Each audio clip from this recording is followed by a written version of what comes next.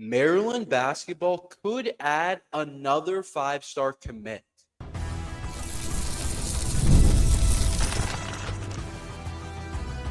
You are Locked On Terps, your daily podcast on the Maryland Terps, part of the Locked On Podcast Network. Your team every day. What's up, everyone? I'm Tre Moore, host of Locked On Terps, part of the Locked On Podcast Network, your team every day. So thank you guys for all making us part of your day. And today's episode is brought to you by Gametime. Download the Gametime app, create an account, and use code LOCKEDONCollege for $20 off your first purchase.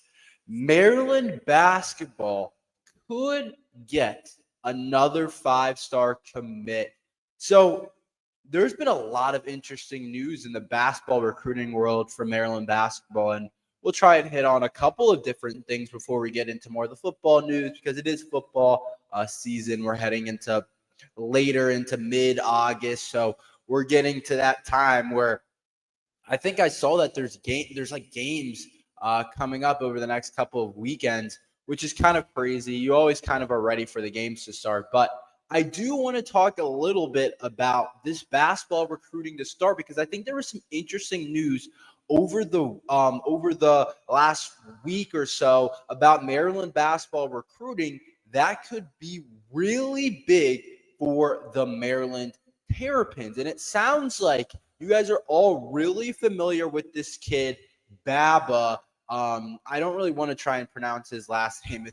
It's a tough last name to pronounce, and I've heard it a lot of different ways after watching videos of people pronouncing it. But this kid, this five-star prospect, Baba, who is actually was a 2027. So he's originally a 2027, the number one player in the country for the 2027 class, has all the traits that a lot of people look for in those types of players. I've heard people call him the next KD. There's a lot of different comparisons. Has reclassified up to the 2026 class. And so usually when you have a 2027, we're still kind of a couple years away from that. So I would talk about Baba, but I wasn't going to talk about him a ton. There was still just a long way to go for him until he ended up actually potentially really being a potential target for Maryland. But now that he's transitioned to a 2026, this is a really big news for Maryland basketball recruiting, because obviously, as you guys know, he's from Silver Spring, Maryland. So he's a Maryland kid. He's a DMV kid. And not every day you'll get a DMV kid that's the number one player in the nation. I don't know how many times that has actually happened.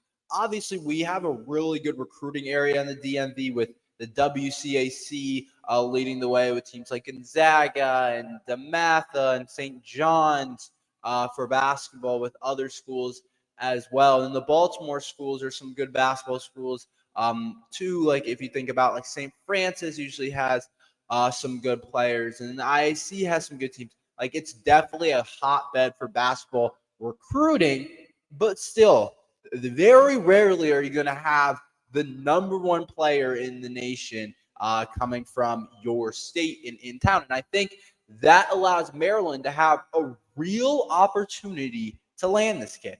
I think Maryland's in this battle. I think there's a really good chance that the Terps are able to land Baba. I think there's a real chance that he ends up committing to Maryland in the 2026 class. And I'm telling you, the way that Buzz Williams has been recruiting, the way that he's been involved, it seems like, with recruiting. A lot of people said Kevin Willard rubbed them the wrong way during the recruiting process, that he kind of just laid back, let his assistants handle the work. But it sounds like Buzz Williams, he's the one leading it. He's the one that's going to go after people. He's the one that's going to make things happen. He's the one that's going to look for players. He's the one that's calling guys. He's the one that's identifying players. And I think you're really seeing it coming true for Maryland basketball, just based off the transfer portal last year, but also the way that recruiting has gone this year, because you can see we've been able to get outside the DMV, where I feel like the last couple of years we've been stuck kind of in that DMV threshold, which is obviously, I just said, DMV's really good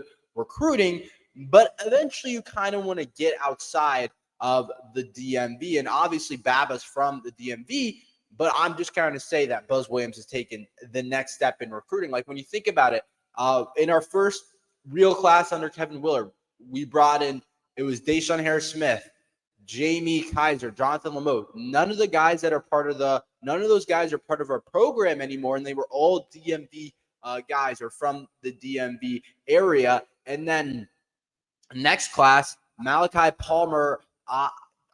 It depends on kind of how you look at it. He went to school in Baltimore, but I guess he was from the Pennsylvania area. So I don't know exactly how you kind of include him in that. But then obviously Derek Queen, Baltimore kid, Maryland kid, represents that well. Like, we were really focused on the DMV, and now we're seeing Buzz Williams able to go all over the place. And I think a big part of that is because he's involved in it. He's making the calls, like I said, and it's a big reason why I think we can land Baba. He's a DMV kid, so we automatically get that plus for him staying home, for him being part of the Maryland program. So we obviously get that plus and that boost to us that feels really good for the Terps.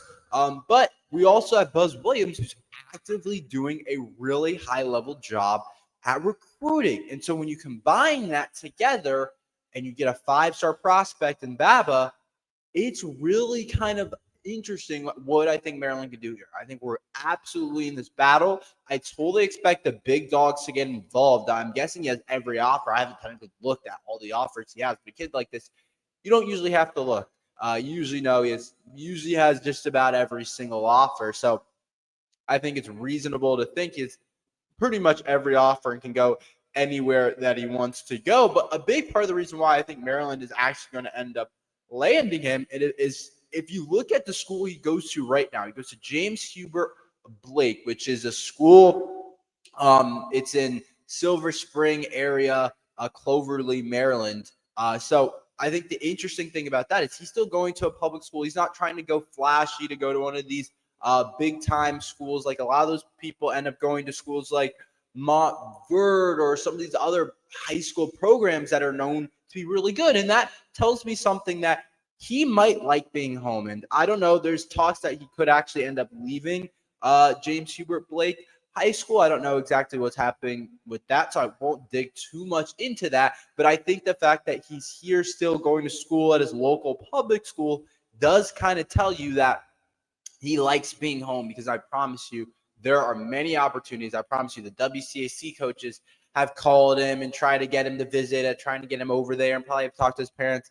I bet you Montverde is somewhere that is trying to get him. I'm kind of blanking on some of the other high school basketball programs, but I know there's a ton. There's like those core, there's those core programs that are kind of nationally known that all play each other. So, I think that's a good sign to know. And obviously, I don't know the entire backstory behind that, but I do think that's something that matters. That's something that's important for a kid like that. And then I also think seeing the success of Derek Queen, I think really will give him kind of like players can really become one and dones and get drafted at a good spot when they end up going to Maryland basketball. So I think that's part of it as well for Maryland basketball. That's like, oh, we just seen Derek Queen do it. We saw what he was able to do, and he got drafted in the lottery and in the first round. I think I can do something similar. So I do think that's also a really big component of this and something else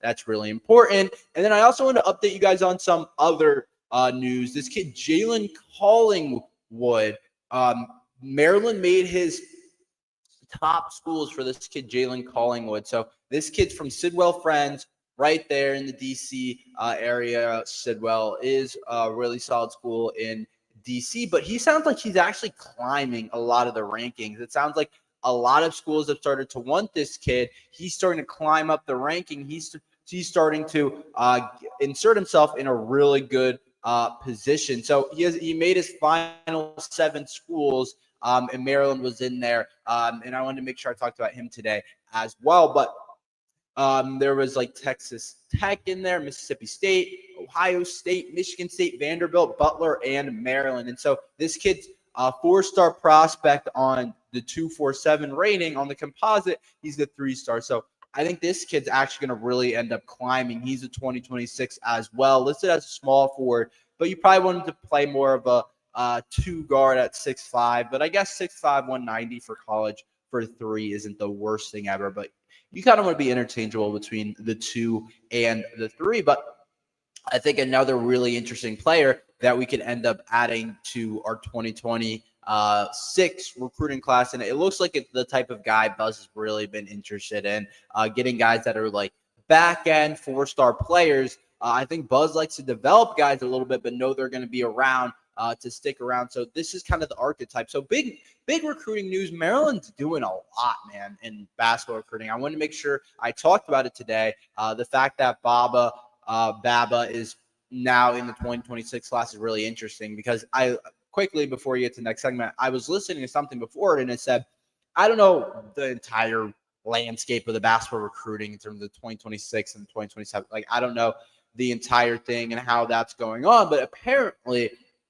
that the 2026 class is pretty weak compared to the 2025 class and 2024 class, that players feel like they can end up actually having a really be successful in that 2026 class, because a lot of it comes down to who else is in your class. Like when you have certain guys in your class, it's just like you might not be as high of a pick. It can be a money thing. Like think about the class that just got drafted. Like if you're in the class with Cooper Flagg, you're probably not going to end up going number 1 pick. Like there's just some financial, some NBA stuff that has to do with it. So I think that's part of the reason why he reclass up. But I think NIL, people want to start making money as soon as possible as well, which is something that is important too for the Terps, and something that matters, something that the Terps need to be able to look out for, be able to hopefully put in money for Baba. Maryland football scrimmage, I've compiled some reports. I'll let you guys know what I kind of figured out, what it looks like it's happening, the scrimmage that happened this past week. I'll tell you guys about that and my thoughts on it next. We've all been there logging on early and waiting forever for concert tickets to go on sale, only to lose your spot for a show you've been dying to see. Live music should be about making memories, not dealing with the stress of ticket shopping. That's where Gametime comes in. Gametime makes getting concert tickets faster and easier than ever. Prices actually drop as it gets closer to showtime, and you can save up to 60% off your killer last-minute deals. I was using the Gametime app to get tickets, and I was able to get really good offer on Red Sox tickets when I was in Boston. Really nice. It's so nice that they give you the seat view so you understand what you'll be seeing, where you're sitting from in the stands. I think that's an awesome feature of the Gametime app. If you're worried about what happens if plan changes, the Gametime app guarantees has your back with cancellation protection and more. Take the guesswork out of buying tickets in concert, show tickets with Gametime. Download the Gametime app, create an account, and use code LOCKEDONCollege for $20 off your purchase. Terms apply. Again, create an account, redeem code LOCKEDNONCOLLEGE for $20 off. Download the Gametime app today. Last minute tickets, lowest price guaranteed. Let's talk about the scrimmage. So Maryland football to scrimmage, and I kind of read through some stuff. Here's kind of the update. I'll give you guys kind of what I think. So a big part of it is Malik Washington. I think probably the headline of it is Malik Washington didn't play, but he's expected to be back this week, I guess, with the injury. And I guess so Christian Martin and Justin Martin were having a lot of the snaps, and I guess they both had good moments, and neither had a pick is what I read, but who really knows? But it seems like it's still kind of a two-man race, I would guess, between Justin and Malik. I think that's something that we all kind of continue to look at. I think Christian Martin's a good player. I'm not convinced. Here's something that I'm taking away. After the spring game and kind of reading stuff, I'm not convinced Justin Martin's better than Christian Martin. To be completely honest, I'm not convinced. I'm not there at practice every day. I'd like to think Mike Loxley is going to pick the best player, but Christian Martin's been in the system longer than anyone. And I guess things have changed with Pep Hamilton at OC, but he's been at Maryland longer than Malik, longer than Justin. You just wonder, is Christian Martin – I don't want to say he's the best option, because I do think Malik Washington's clearly the better option, but should he be QB2 is something that I think it's a storyline. I think it's something that you have to talk about, but apparently they both play decently. But here's a really big part of this that I keep reading. Sidney Stewart learned the name based off the reports. I'm not at scrimmages. I'm not watching them on the sideline. But based off what I'm reading, Sidney Stewart's almost a lock to start. Lock to start. Sidney Stewart, if you guys don't know, it's not like a huge name in this Maryland's recruiting class in the 2025 class. But yes, he's a freshman edge, and apparently he's tearing it up. He was ranked 41st in the state of Maryland, 3-star prospect.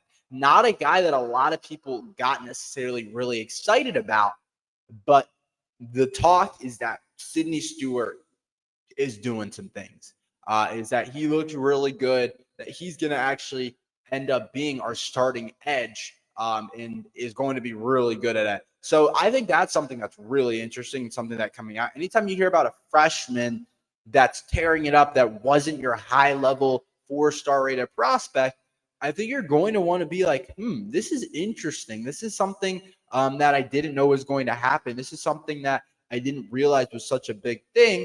And apparently Sidney Stewart is playing at a really high level and is doing some really good things for the Terps. So definitely something to keep your eye out for. Definitely something that's important for the Terps. And so apparently he just continues to play well on the edge. And then also apparently the defensive line has looked pretty good. So that's something that is interesting. And then apparently Zahir Mathis hasn't been doing quite as good as Sidney Stewart, but apparently Zahir Mathis has been playing at a pretty decent level. And remember, he wasn't here all spring, so he might take a second to get up to speed. But Zahir Mathis, 4-star rated recruit, top 160 guy for us off the edge, is all the attributes you want. But apparently he has looked good, and he'll be in the rotation as well. So a couple of Maryland freshmen on the edge are definitely guys to look out for. Something else that is really interesting at receiver, it seems like Ryan Manning had a big touchdown. It sounds like Ryan Manning's playing good, and apparently Jaleel Farouk is living up to the hype. So this Maryland receiver room actually could formulate to be really good. I think Jaleel Farouk and Octavian Smith are going to be really good. I think Ryan Manning's going to end up getting a lot of playing time. I'm really high on Ryan Manning. I just think he's a good football player.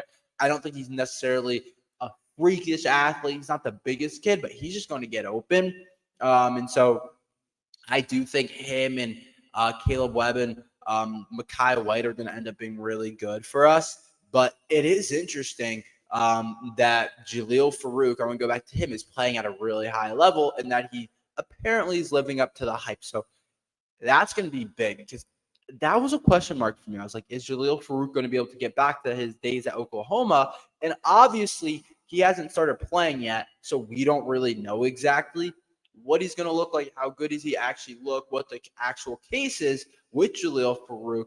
But it does give me confidence that Jaleel Farouk is doing some good things, that he's playing at a high level, and that when we go week 1, he's going to be ready to go. He's going to play at a high level. He's going to do a lot of good things. It does give me a lot of confidence that that is actually going to happen for Jaleel Farouk. So I'm excited that he's playing well. It sounds like he's going to headline that receiver room with other guys like Octavian Smith.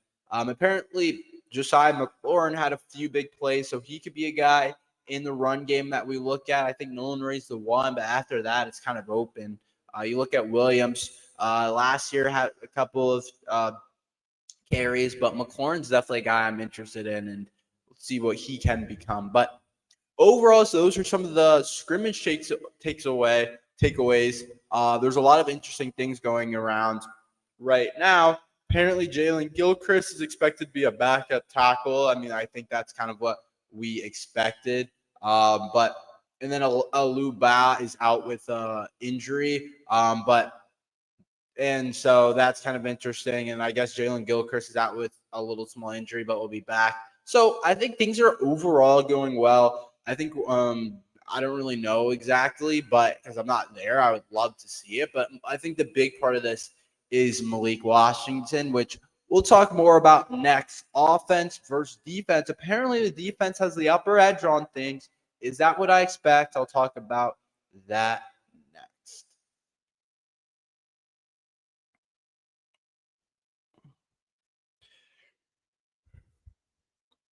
Excuse me. So Maryland's offense versus defense is totally what I expect. So one of the biggest reports coming out of training camp is that Maryland's defense is ahead of the offense.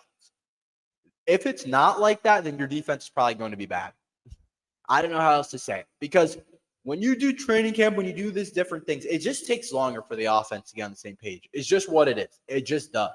That's just football. There's just more moving parts on the offensive scheme. It's just more complicated. It's harder. You actually have the ball. You have a whole new component where the defense, you don't have to throw a football. You don't have to get it to guys. You don't have to learn your receivers. Like, it's a lot harder to get on the same page on the offensive side of things. Where the defense, don't get me wrong, football is complicated no matter what you're playing. But the defensive side, I don't want to say it's simple, but you're going to get a pretty good idea of what you're doing. It's not going to be something overly like crazy, especially early on when your base defense is in.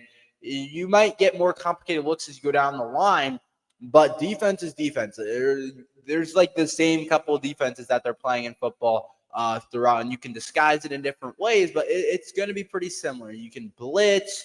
You can run a cover 1 man. You can run a cover 2 man. You can run cover 2 zone like a Tampa look. You can run a cover 3. Like there's not like so many different things you can do. And obviously there's a lot of nuances, but it's easier to pick up the defense. You guys get the point. So I'm not surprised at all that Maryland's defense is getting the upper hand of the Maryland offense. And it sounds like that's what happened in the scrimmage.